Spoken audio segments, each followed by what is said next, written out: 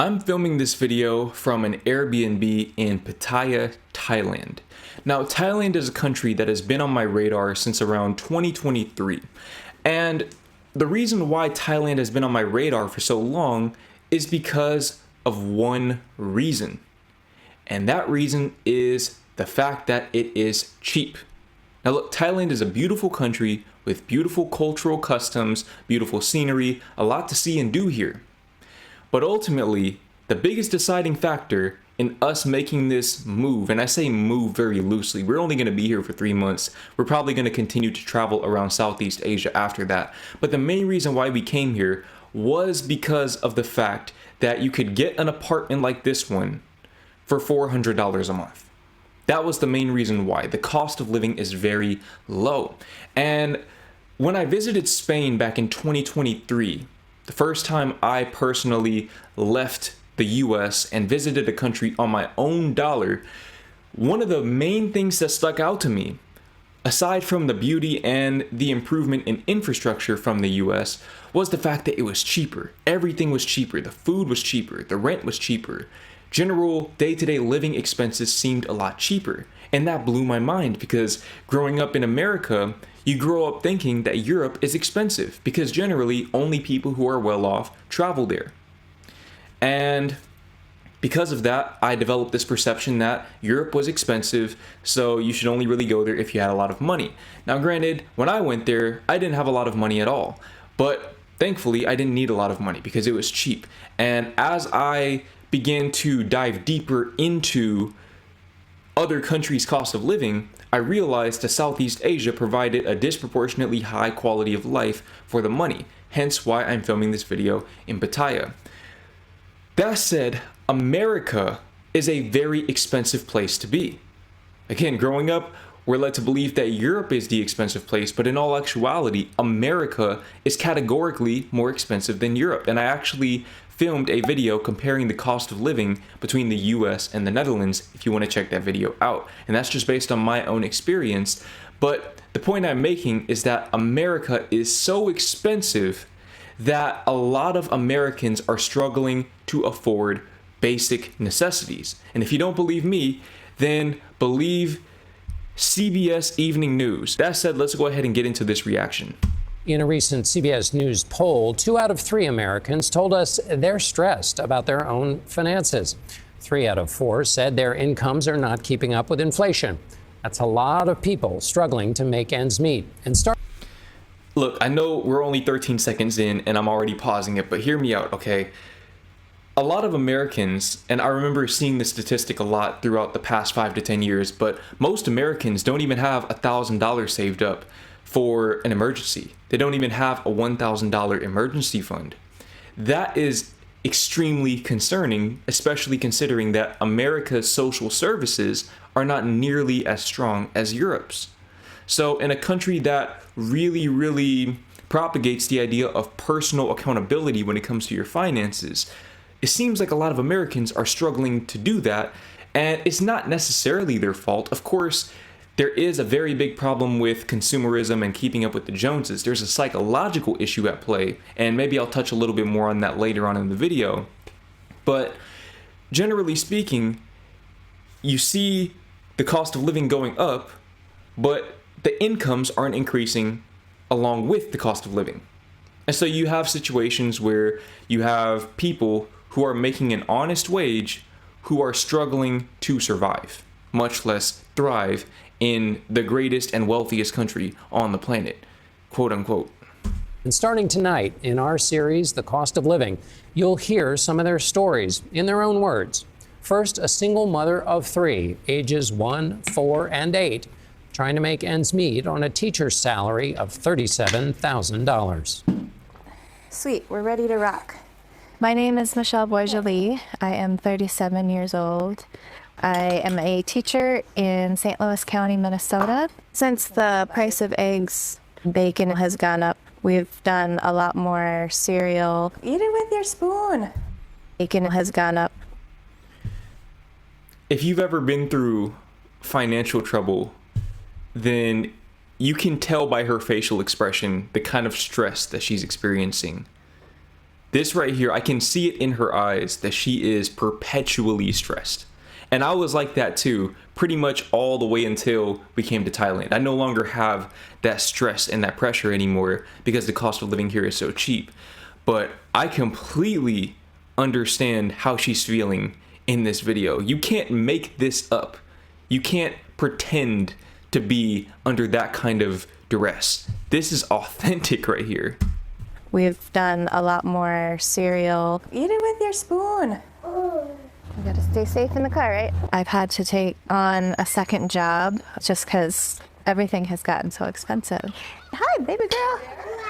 I've been a teacher since about 2008. I love my brown shoes.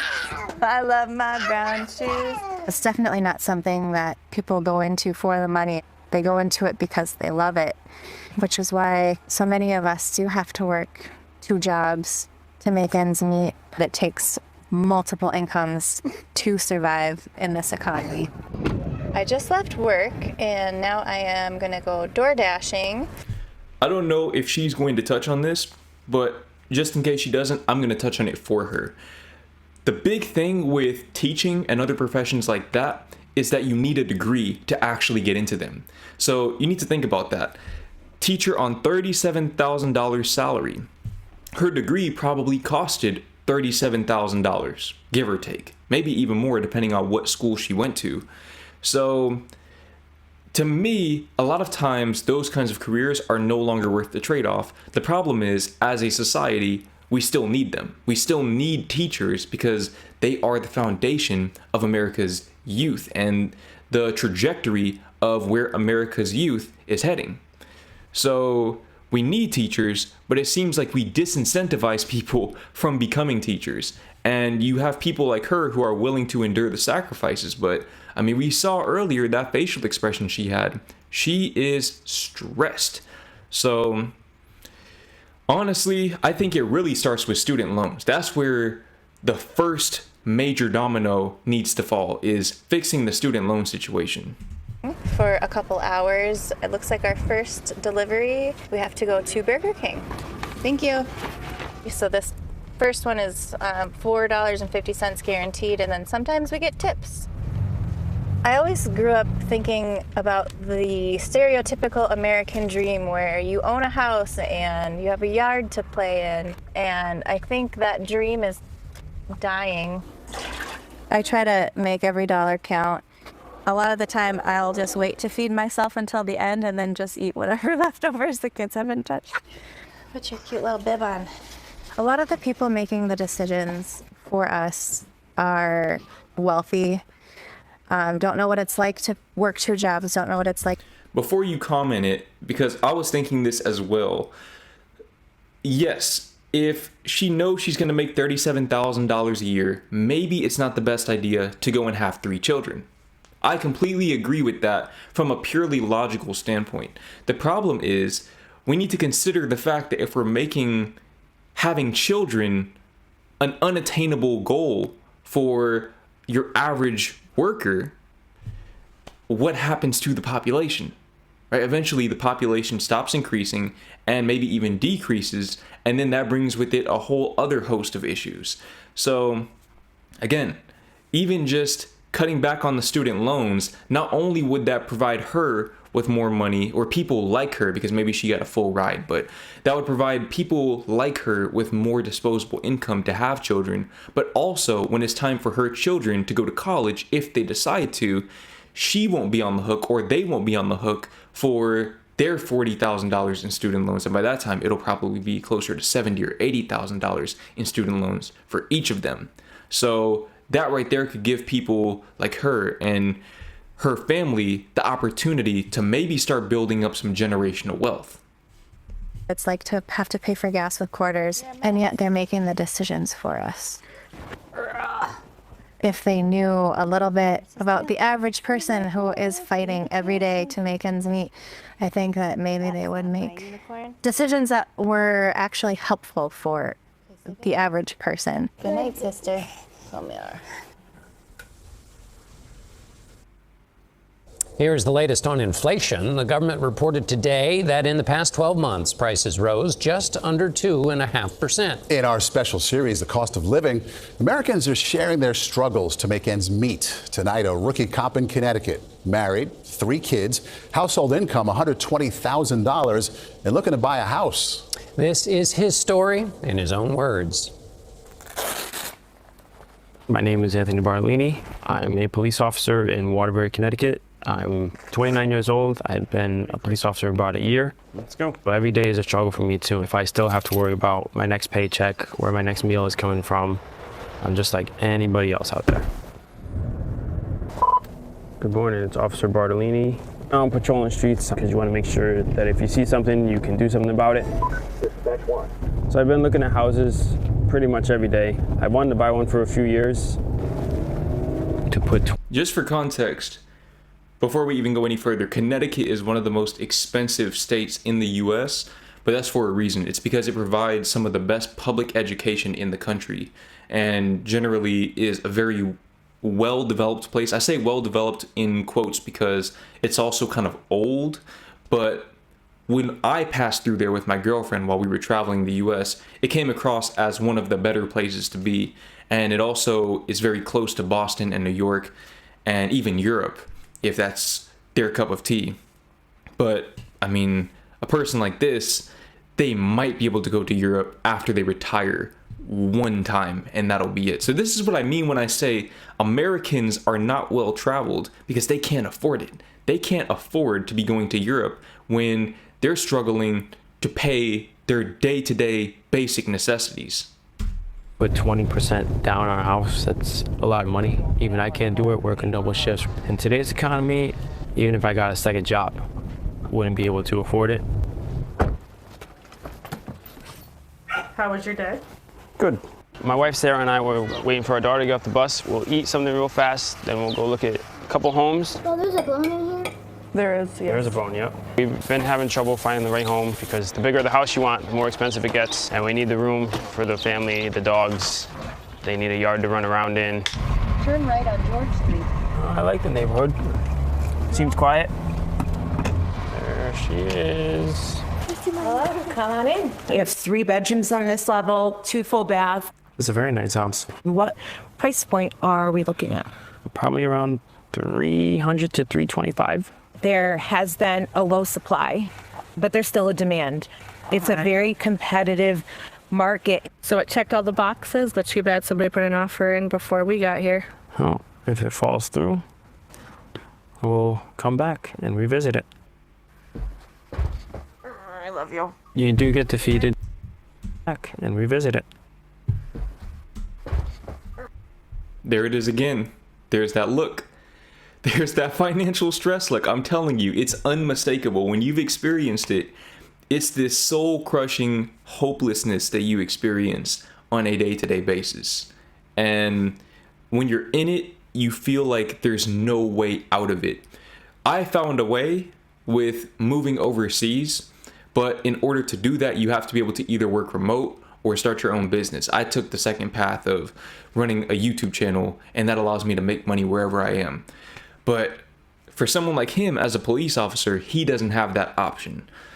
So I'm rooting for him, but I feel for him. I definitely feel for him. He is going through it. I love you. You do get defeated knowing that homes are so expensive after looking today. I hope people in power, they change the price of things. There has to be a way to make everything go cheaper. There's no way they can just keep going up and up and up, because then people won't be able to live. It's just so expensive. No one will be able to afford anything. Inflation has been moderating in recent months, but prices are still nearly 24% higher than at the start of the pandemic. In our series, The Cost of Living, Americans are telling us about their struggles to make ends meet, and we conclude with a widow on Social Security. After rent, she has less than $200 to live on. Here, kitty, kitty, kitty, kitty. My name is Olivia Marino Carlson. I'm 70 years old. I live in Santa Fe, New Mexico. I cannot afford to retire. Unlike Connecticut, Santa Fe, New Mexico in general is one of the cheapest places you can be in the country, and she's still struggling at the age of 70 to think about retirement. So this just goes to show it's not just about choosing to live in a cheaper area, because when you choose to live in a cheaper area, a lot of times the opportunities are not there, hence why it's so cheap. I live off of Social Security, which does not pay all my bills. That's why I'm looking for work. My husband was a mechanic. He developed MS. I took care of him until he passed away.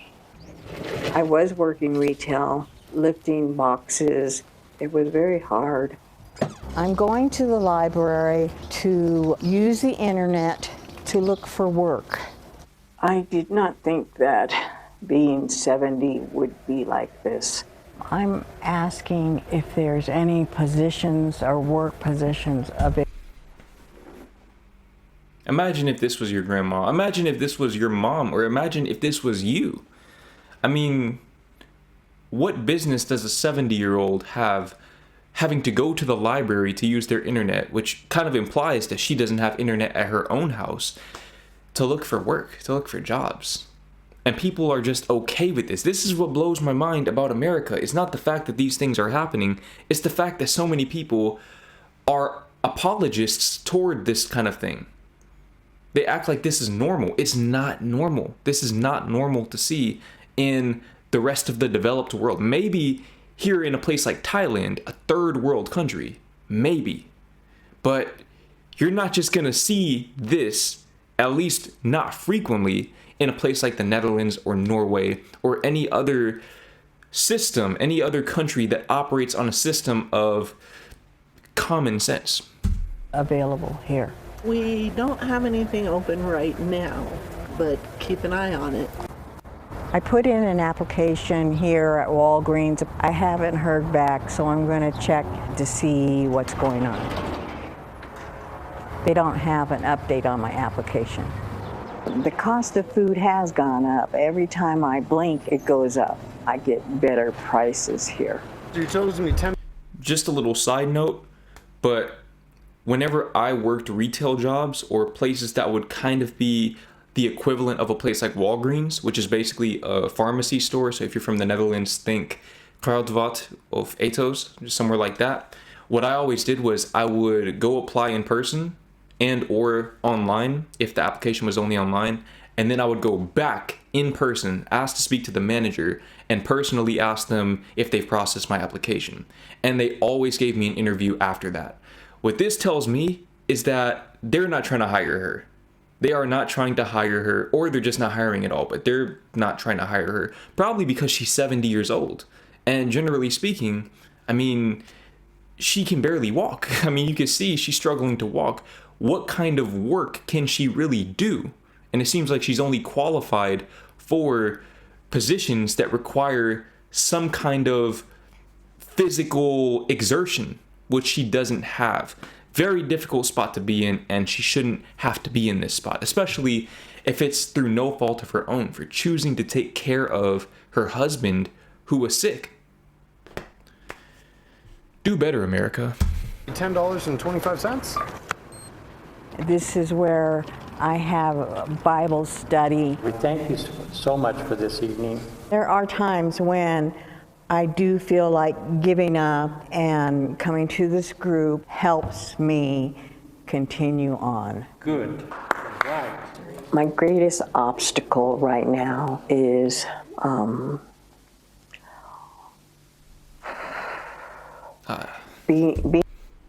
Don't show the old woman crying. See, this is the kind of stuff, I don't know if I could watch this. Let's keep going, but I might have to stop it early. Being able to support myself.